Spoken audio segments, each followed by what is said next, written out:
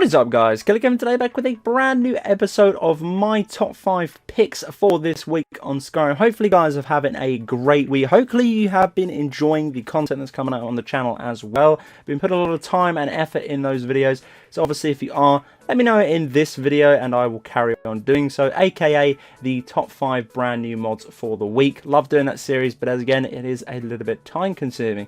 But for this one, guys, as always, in no particular order, we are going to be starting with the Hideaway, a buildable cave. I was absolutely blown away by this. Obviously, we introduced last week in the top 5, my top 5 shall I say, was going to be the well. The well was a small craftable, I suppose, house that you could build. Basically, it was all inside a well, but the amount of detailing and the level of intricacy throughout that whole entire small confined player home was absolutely beautiful. And the same again with the Hideaway. Buildable cave is obviously slightly larger than the well that we covered last week.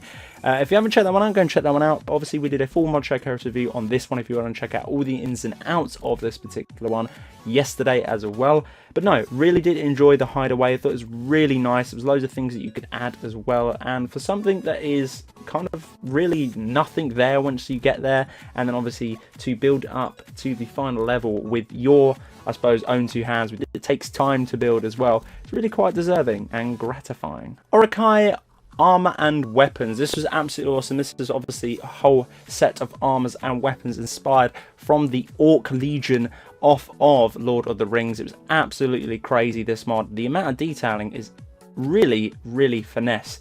Obviously recommend, if you are going to go for a full build like this, obviously you choose a Orc class. It does look a little bit odd on a sort of Nord or something like that. It can obviously be equipped on a Nord, but personally I really do like the fact of it being on a Orc. Obviously all of these pieces are craftable and upgradable through the Orcish category, provided that you have all the ingredients and obviously the smithing perk to do so as well. Two different variations of chest piece with this one as well. One actually comes with a slightly larger sort of top half, and the other one is kind of like the Grunt's armor, which leads me on to another thing as well. We get the Commander's helmet, the Berserker helmet, and obviously the Grunt's helmet. 3 different tiers of helmets throughout that one as well. You get a sword and a shield, and also you get a two-handed Berserk sword. It looks really nice. Obviously I was thinking about doing a build video of this. If you are going to think about doing that though, make sure you have Orc, scale him up probably 10% increase than the usual man, and it looked absolutely awesome. We did a full mod showcase review, and if you actually look on that video once we take the Orc into combat with this particular set of armor and weapons, he is actually towering slightly above the average human being,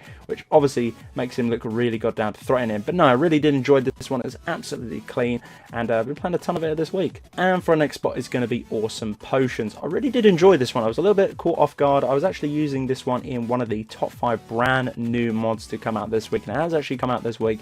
I really like this. The amount of textures that have sort of, I suppose in quotations, reskinned the vanilla textures are absolutely awesome. There's so many other different techniques, so many different other designs and patterns that are with the potions as well. They scatter throughout from any potions as well. It just basically changes the amount of potions. You're probably thinking, why would I want this? Well, 2 different reasons. A, because obviously it sort of changes the vanilla base game just as a whole. 2, obviously going into players' homes, and a lot of these sort of player homes are actually built for you that are mods, have a lot of potions in, and with this one here, it really does change the game, honestly, when you walk into a player home. So for instance, for me now, I won't be having books on the shelf. I'll be having a ton of different potions, because the amount of retextures and just the amount of work that has gone into these meshes and textures are really goddamn nice. Highly recommend as well. It's coming in at a very low 23 MB, so do not worry as well. For such a massive overhaul on potions, it's definitely worth grabbing. And for 4th spot, I've actually been using this a ton. I don't know why, I really am enjoying it though. Not for the fact of collecting all the requirements, because they are quite pricey to make some of the variants of weapons in this particular pack, but it's going to be the JG Weapons 4.9, ported over by your boy Stealthy Wolf.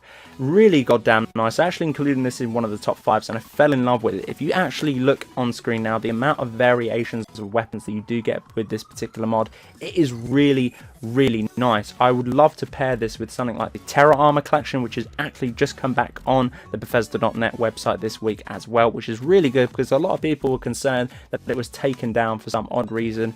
Maybe due to theft, I'm not too sure. There's been a lot of that going on the Bethesda.net website at the moment. A lot of people are stealing other people's mods, but here or there, not my place to say. But this one in particular, Stealthy Wolf has got full permission to port all of these mods over, and this one in particular was really nice. I was a bit optimistic of downloading this one at the beginning of the week. I was thinking maybe a little bit boring, but the amount of stuff in this is absolutely insane. The blades look so goddamn gorgeous, and I want to be pairing them with every other armor that I do on the channel. And last but not least is the Noldor content pack. I really did enjoy this one, but it was exactly a reskin of Bosmar gear that we've done already on the channel. They looked very much similar, and I'm not too sure if they're from the same author. But either, I did enjoy this content pack, not for the fact of they looked similar, it's just for the fact of the amount of variations, again, within a different mod that you could have in this one. Love the fact that there was different tiers in this one, so it's obviously ranging from tier 1, which is obviously a lower level characters, obviously that is to do with smithing person requirements, and stat wise, and all that other fun stuff. And then when you get to level 2, that's when it gets really nice. Obviously, again, with the smithing person requirements slightly go up, but obviously in conjunction with a lore friendly game, they are ebony sort of stats to do with the armor too. With this one, you've got a ton of different versions as well. You've got a gold color, bronze color, steel color, a red color, loads of different optimized armors as well. This is for males and for females, for any races, which I really did enjoy. Comes with a bunch of different weapons as well. Again, they're tier variants, capes. They just came with a ton of different things, and it was really nice just to obviously dive into this one and everything else. Guys, if you want to go and see a full mod shakers review of every single thing within that mod, then go and obviously have a look at my video, which we covered in the week. But I do encourage you, at the end of all of those videos, guys, and this one in particular, you go out and you grab these mods and you try them. That is what I'm trying to get to the community, that we all try different mods and we all dive into different things. So guys, that has been it for my top 5 picks for this week. Hopefully you guys have been enjoying the content. As I said, hopefully you enjoyed this video as well. If you did, obviously hit me up with a like. It is much appreciated. Let me know in the comment section below how you think the channel is going. Are we steering in the right direction? If you have any suggestions, let me know in the comment section below. I really am enjoying the top 5, but they are very time consuming. So what I'm thinking of doing is obviously doing full mod showcase reviews on some days, and on the other days top 5s, just because I feel like I want to kind of be doing what I want to be doing on the channel. And I think that's really kind of nice to mix up. People get the variants of one solid mod review, and they also get 5 mini clips, I suppose, of other mods. I don't know, let me know in the comment section below. But guys, thanks ever so much for sticking with me. Thank you ever so much for the support as well. But until the next one, guys, Killerkev here, and Killerkev out.